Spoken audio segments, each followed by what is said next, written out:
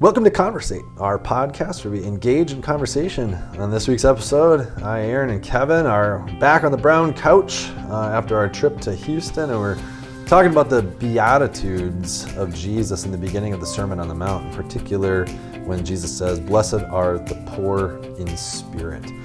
So we'll be having this conversation today, and we hope that your ears and hearts are ready to hear it and put it into practice in your own lives. As always, we hope you enjoy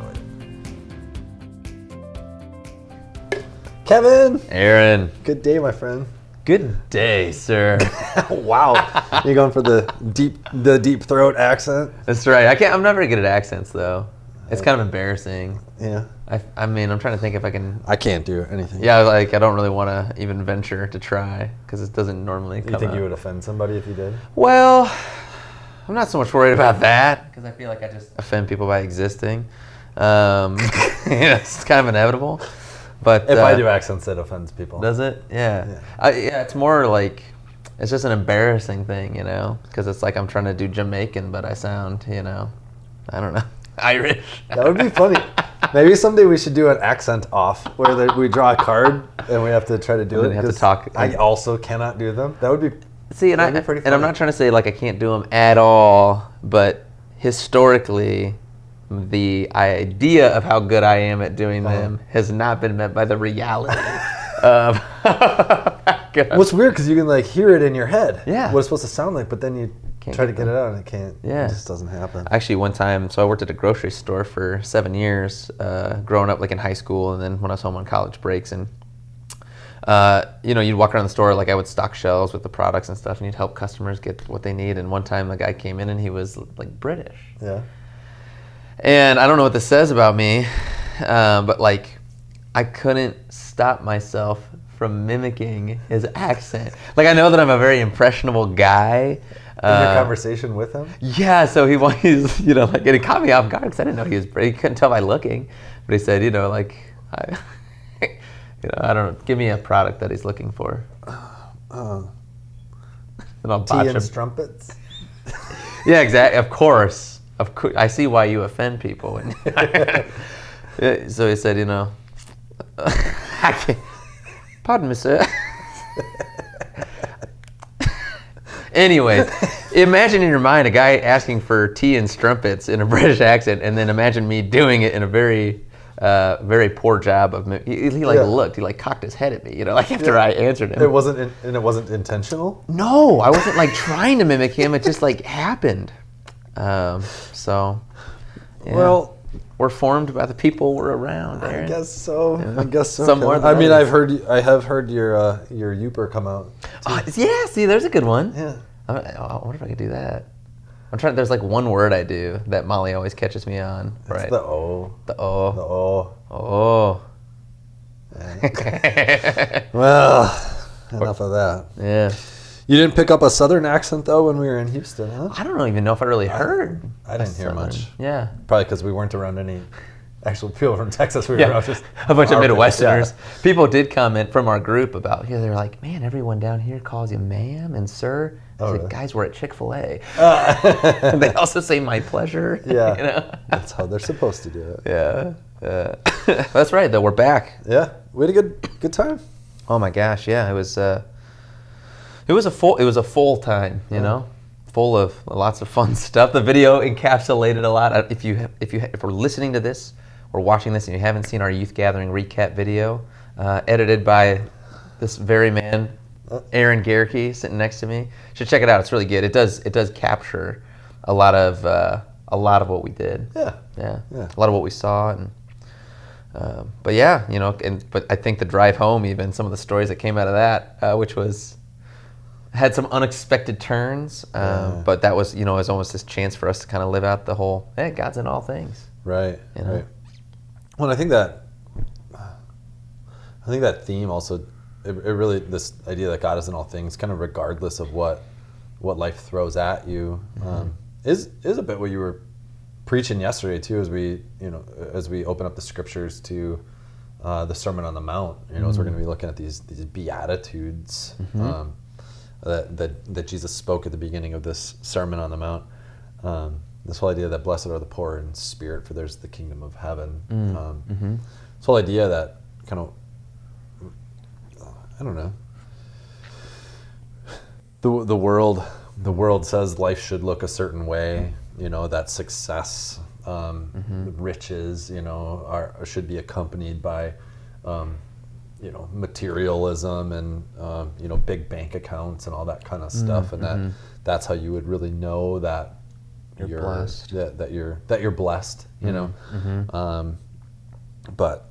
Well, and I mean, I think there's even religious groups out there that talk that way. They would call it the prosperity gospel, usually. So it's, I mean, not only does the world, think this way, kind of like, hey, a good life is a life that's got all this stuff, material wealth, maybe status, but certainly poverty is not what comes to mind when you think about a good life or a blessed life. Right. But then, not only in the world, but even within Christian circles, unfortunately. People hear the same thing, and it's I guess it it kind of makes you think it must be a pretty enticing idea. And I don't know, I kind of hate to do this, the big name drops, but a big one that's out there, I mean, it's Joel Osteen. I mean, down in, we were in Houston, we were in his city. Stomping grounds. One of the groups told me that on their shuttle ride in every day they drove past Joel Osteen's church. And, no kidding. I want to believe he's a good-hearted fellow, but a lot of the stuff that he teaches is this kind of prosperity gospel, this idea that if you read your Bible enough, pray enough, give enough, go to church enough, that things will work out in this life. And you will see the fruit of all those things in the way that God's blessings come to you, basically, in your physical health and your well-being, material, wealth, I suppose. And that's just that's really counter to what Jesus is saying when he says, "Blessed are the poor in spirit." Right. Jesus comes and says something strikingly different than that notion. And it's interesting. I mean, just to think about. I don't know. Jesus is he's a fascinating person, fascinating speaker. And I mean, that's a really bold claim, right? To say that these people who are experiencing, poverty in some sense, right, are blessed. I don't know. I mean, I'm even thinking because, and I mentioned this in the sermon, right? We don't want to say that, a good family or even a good job and, even material things, that these aren't blessings, right? They are blessings too, right? God, it's great to make that connection and say that everything that I have comes from God, right? That's good and right and salutary to praise God for all things that we have.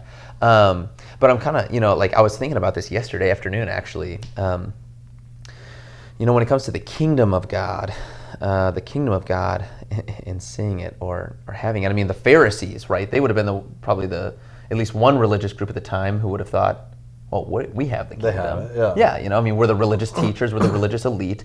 Surely we know what God's kingdom is. And so but they didn't. So even God's kingdom, kind of like Jesus, and it makes sense that God's kingdom would be like Jesus, right? Because he's the king. God's kingdom is also maybe counterintuitive, right? Goes against maybe what we would expect to see.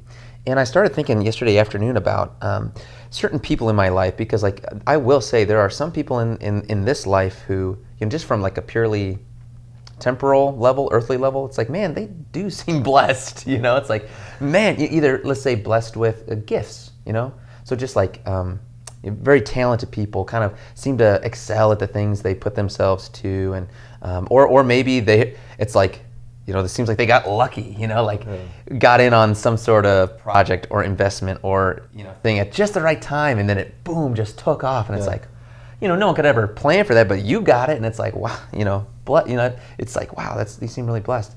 But then there are people in my life who I've met that just the exact opposite is true. You know what I mean? People, I'm telling you, it's not because they made deliberate decisions in their life are they experiencing this kind of the roughness, kind of the worst of life.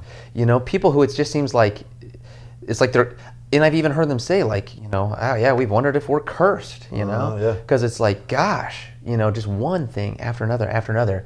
But interestingly enough, there's one family I met at my vicarage in Washington, Missouri, and they were kind of that story. It's just like health issues out of nowhere. They had a daughter who, like 20 some years old, and heart condition, falls flat on her face, and now is like on disability. Yeah. It just doesn't make sense, and it's not just her, it's like all these family members, but they were some of the most faithful people I'd ever met. Yeah. You know what I'm saying? Like, and that was a challenge to me, because sometimes it's like, I don't know, I run into a snowbank and the bumper falls off the front of my car, and I'm like, I'm cursed, and it's like, this is a really minor thing in the grand scheme of things.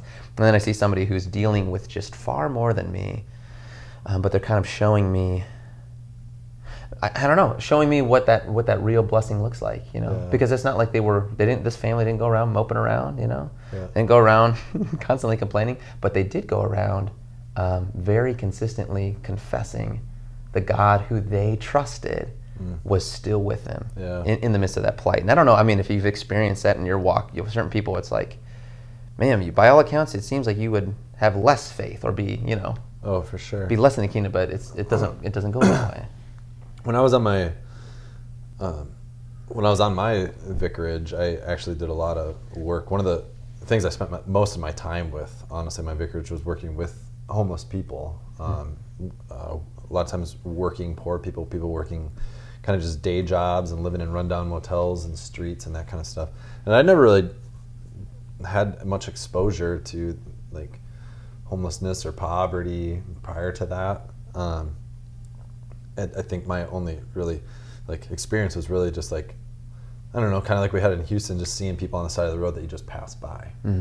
But to actually sit down and eat with them and converse with them, and learned a lot of stories, and some people who had made bad mistakes and in and out of prison, and of their own fault. But then there were others that just didn't have the social support system, either family or social network around them, and I met a guy who got like injured on the job, lost his job, and that was all they had, and their family, he and his wife and kids are now homeless, living in shelter, so it's like that close, without that kind of support system around them. And in those conversations I had with people, there were some incredibly faithful people, living on the streets, just with a deep trust in God. They weren't all addicted to crack and alcohol, and some of them were. Some of them were dealing with some major substance issues, but not all of them. And I still remember once we kind of got into some of this work, we opened up the doors of the church and started a ministry where we were trying to get people to kind of come together and bridge some of these social gaps and eat together and worship together. And we started having more homeless people actually stop by the church. And I think it was the receptionist or something said something to me or to one of the pastors who was working with me, like, why do those people keep coming here, or what are we going to do about all those people? And it was under this label of those people, that stuck with me, because I was like, those are actually like some of my friends now, some people that I know them, they're not under this umbrella of those people. Like, we are all those people to one degree or another. And I think that's kind of what you were getting at in the sermon too, this whole idea of like, blessed are the poor in spirit. Like, when we, the homelessness that's in front of us is like you said, kind of an example of all of our spiritual state. Like, we are destitute, we are dependent, we are in need, we broken. And I think until we can actually like honestly admit that before one another and before God, I don't think we'll truly actually really understand what it means to inherit the kingdom of heaven. Yeah. But once you're broken, and then the one who owns heaven says to you, heaven is yours and all the riches of it are yours, and you're welcome here at this banquet feast. You're like, me? Are you sure you want me? You know, like so I think that's why, you know, we had a different podcast about generosity and about finances and stuff too, but that's why Jesus talks so much about finances and says, like, to the rich young ruler and stuff, like, it's not easy for you to, you know, enter the kingdom of heaven. Yeah, right. Yeah. It's just, and I hate to say that, like, that's hard, you know, especially for any of you that might have, you know, immense wealth. If you do, I hope that you see the potential, the potential that there is there for Satan to draw you away or distract you from the riches of the kingdom of heaven, right? So when we've got everything that the earth says you need to have, it can definitely impact our faith. But I know a ton of incredibly financially wealthy people that are broken in their spirit and acknowledge the fact, like, God blessed us with all of this in order to be a blessing, right? And some of you listening to this podcast, that's the way that you live your lives, and that's incredible, right? So again, you said that in your sermon. You were very careful and tactful about that. Like, just because you're rich, it doesn't mean you're excluded from the kingdom. Just because you're poor doesn't mean that you're automatically included. Right. That's good, because it's true. It's Jesus who gives us the kingdom, right? Yeah. Yeah. I think just kind of like you're saying, you know, these, like we all, I mean, it's part of our spiritual poverty, really, that we all share, is this inclination to, when we have more, or basically to root kind of our identity or our worth in things that are very superficial, you know, very outside, which is why, you know, we might be, talk about those people or be hesitant to, you know, interact or even look them in the eye, you know, or to treat them as if they were equal with me. Yeah. And it's so subtle, right? Like, we just think, you know, it's not that we think, oh, I have more money than you and that's it. It's like, no, I start to believe that I'm actually better than you, you know, and it's really subtle, and it's not like an active thought we think. It's just, and that's why Jesus talks so much about it, like wealth and material gain. It just has a way to kind of cloud our eyes spiritually. But yeah, in the same token, it doesn't mean being poor will automatically open our eyes either. Oh yeah. And that's actually Luther on the First Commandment in his large catechism is really helpful about that, because he talks about how he says mammon, which is wealth and possessions, is what he sees as basically like the biggest false god out there. So First Commandment, you know, you shall have no other gods. And Luther says, oh, this is the biggest one out there. Look how many people trust in it. And he will say, but it's not just the rich. He's like, look at the poor, and how they say, if we just had that, you know, then we would be fine. Or, you know, basically the belief that, even the belief that if all the wealth of the world got shared and dispersed equally, that somehow that would create like a utopian world. It's like, no, it's not. That's not the answer. Right. And that's not what Jesus is trying to say is the answer either in this beatitude. But he's saying, we need to humble ourselves, essentially, right? Realize that I am not, you know, I'm not worthy. To be poor in spirit, to recognize my spiritual poverty, which is what the Pharisees had such a hard time doing. It's why Jesus was so hard on them, because they were always thinking that they were right, that they were better than.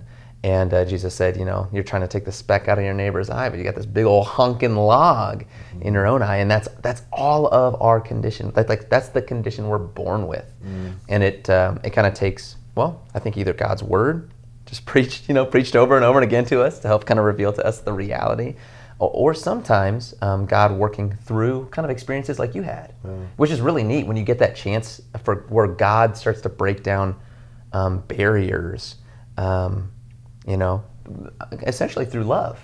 You know, when Jesus says love God and love neighbor, all of a sudden you love these, you know, new neighbors, right? People who maybe previously we wouldn't consider as like, oh, they're my neighbor too, and then then it just kind of opens up this whole idea of, oh man, like our shared humanity, which also means our shared need of God. Yeah. Blessed are the poor in spirit.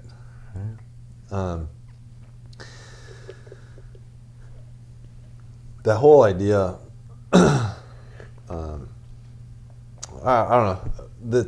So we're going to be reading the Beatitudes from Matthew's Gospel over the next 8 weeks.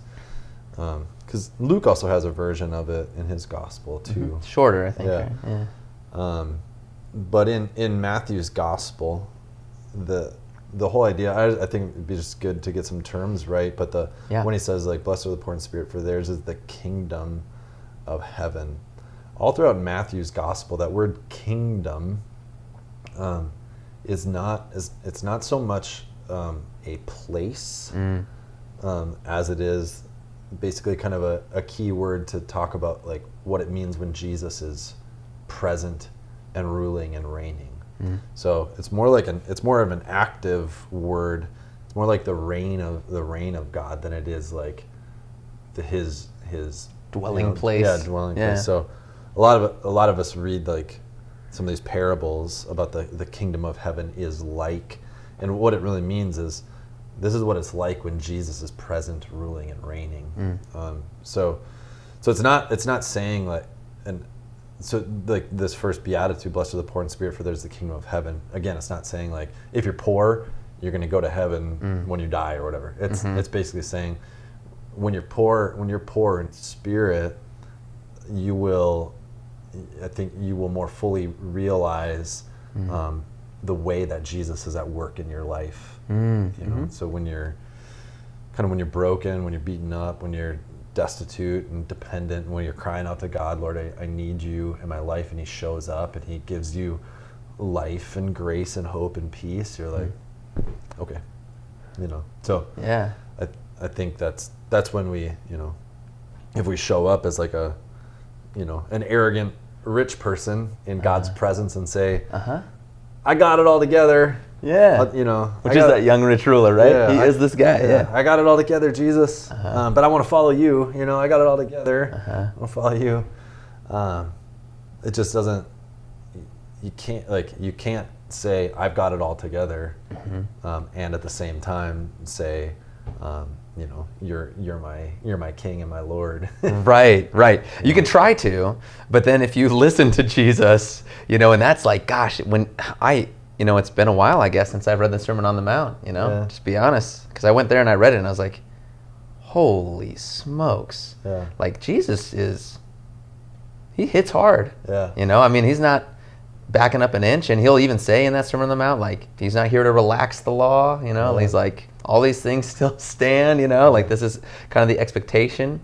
And it's just stuff that, at least as I'm reading it, I'm like, yeah, I can't, that's a high bar, that's a high bar. And so like, kind of like you're saying, any sort of pride that we have about our character of our own, right? If I'm trying to say that I'm showing up to God and I've kind of, I've got myself put together, I just, either I'm not listening to Jesus, or I don't really have a good sense of my spiritual state, And I think that was carried through in the Gospels too, right? Like the Pharisees, again, going back to them, they so commonly seem to believe that they were keeping the things right, that they were following the commandments. This is why they were so bent on the commandments. It's kind of the irony of it too. Like if you're showing up spiritually poor to Jesus, and then you're receiving his grace and then living by that grace, that also shapes how you approach your neighbor, right? If you're approaching Jesus or God as, I'm here because you've told me what to do, and I'm following you, and I'm doing these things, God. So thank you that you've. Well, I don't want to get too messy here with the analogy, but basically, if you think you're, if it's like I'm righteous because I'm following what God has told me to do, man, you are going to go and you are going to be a burden to so many other people. Like you're going to find that you just naturally are more kind of law-oriented to other folks and less gracious with them, less forgiving, less patient, because you're feeling like, hey, I'm doing it. God's put this expectation out there and I'm doing it. So if you're trying to say you're a Christian, you got to be doing this too, And we got to be careful because we don't want to say, again, like Jesus isn't relaxing the commands. Yeah. And we're not here to relax them either. We're not saying that there isn't this high calling, but there's a way, there's an approach and a posture towards how we get there. Right. Well, that's I think we're going to be doing these Beatitudes for 8 weeks. But there's a reason that Jesus starts the Sermon on the Mount, I believe, with these Beatitudes. So this if you haven't read the whole Sermon on the Mount, to our listeners, read chapter 5, 6. Does it go into chapter 7? 7 of as well. Matthew? Yep. Chapter 7 as well. Read it all. I mean, you'll see he gets into a lot of very specific teaching about the expectations that he has for the way that we live life. But he starts with the Beatitudes, these blessings it's the very first one. I mean, these are the entryway into that hard teaching. So we go to these hard teachings knowing that we're blessed by the Blessed One. And in particular, if we recognize we're poor in spirit and we have the kingdom of heaven, all of these so-called hard teachings, they're not a burden. They're actually a joy.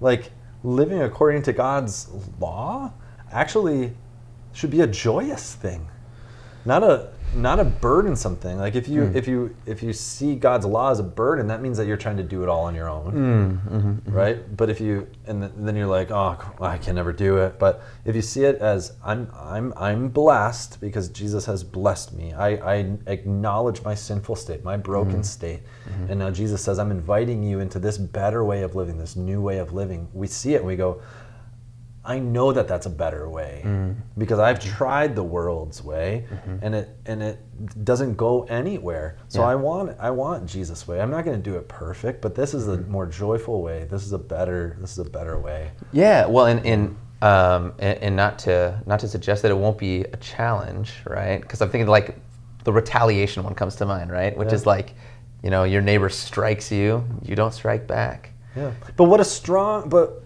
I mean, go ahead. It's just such a confident place to be. Yeah, like if you were to strike back in the heat of the moment, you're gonna feel probably some level of pleasure. I would think, some level of like, this was right. I'm glad I did this. Maybe you won't. I don't know. Maybe it's gonna be too hot with anger, in that moment. But it's like that's what your passions want you to do. It's what you're like. It's what Satan wants us to do. I mean, it's what our broken sinfulness wants us to do, is to strike back.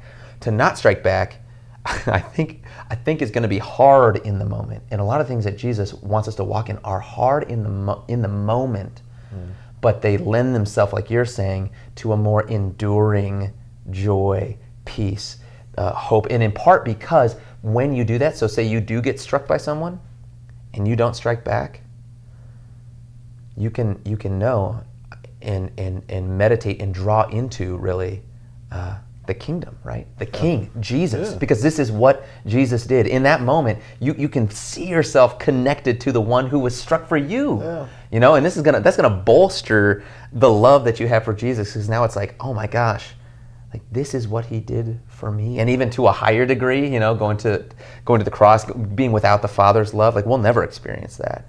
But yeah, and this is how kind of the apostles talk, right? Like when they come out of those situations where they've been struck, physically beat, abused, persecuted, joy was right there with them, right? They would be rejoicing, which is so confusing.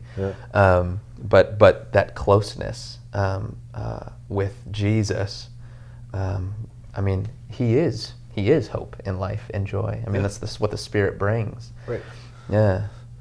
But and all of that strength comes from our poverty, right? From our spiritual brokenness, and then inheriting this kingdom of heaven, which is above all these things that we're going to face in this life. So our strength comes from Jesus. So we can go into any of those environments and be strong and acknowledge the fact that no, I'm actually rich, right? I'm rich. I have the treasures of heaven. They're mine. Lacking nothing. Yeah, and everything else in this life is so similar to that retaliation, that that little high you get, or the little spark of whatever that you get in the moment that you're doing stuff, right? So many things in this world operate that way. They give you that little boost in the moment, but then that doesn't last. It peters out. It fails. Yeah. But the riches of the kingdom and its eternity, it's enough to keep you going. I don't know, enough to keep me going. Yeah, for sure, for sure. And it's enough to end this podcast for today. Yeah. Good. No, it's a good word. And so to those of you listening, I think hopefully you can acknowledge your spiritual brokenness. Hopefully you can stand in the presence of God and your fellow brothers and sisters in Christ and say, I don't have it. I don't have it all. Whether I have all the material wealth that I need in my bank account and my retirement savings are all squared away, and future generations of mine will get their inheritance and they'll all be squared away. Hopefully when all that's stripped away, you can still say, I'm blessed. I'm blessed because I know Jesus and I have the riches of heaven guaranteed to me through his death and resurrection. So let's stand strong in that word and in that hope. And I'm looking forward to this sermon series. I've never preached through the Beatitudes. I haven't spent much time in the Sermon on the Mount, so this would be fun. That'd be good. To our listeners, as always, we hope that you can find something in this that's practical, a takeaway, and go start a spiritual conversation yourselves. So, Kevin, as always, bud, it's good to be with you. Likewise.